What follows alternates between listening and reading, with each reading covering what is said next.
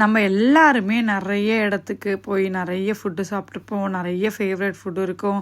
அம்மா கையால் சாப்பிட்டது, பாட்டி கையால் சாப்பிட்டது, நம்ம ஊர் கடையில் சாப்பிட்டது, லோக்கல் கடையில் சாப்பிட்டது, அது மட்டும் இல்லாமல் தள்ளுவண்டியில் கடையில் சாப்பிட்டது, இந்த மாதிரி நிறைய டிஷ்ஷஸ் நிறைய பேருக்கு இருக்கும்.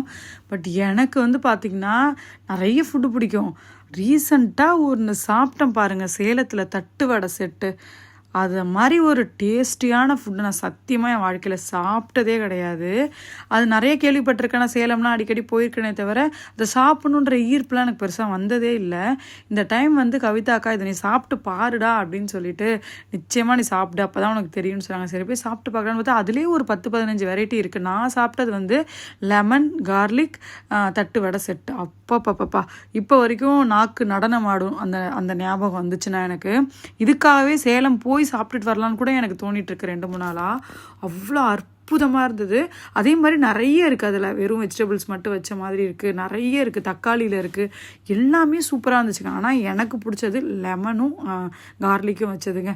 நிச்சயமாக சேலம் பக்கம் போகிறீங்க, அதில் சேலத்தில் இருக்கீங்க அப்படின்னா கண்டிப்பாக அதை சாப்பிடுங்க, பெஸ்ட்டாக இருக்கும். உங்களுக்கும் தட்டு வடை செட்டு பிடிக்கும், சாப்பிட்ருக்கீங்கன்னா மறக்காமல் கீழே கமெண்ட் பாக்ஸில் சொல்லுங்கள் உங்களுக்கு எவ்வளோ பிடிக்கும்னு.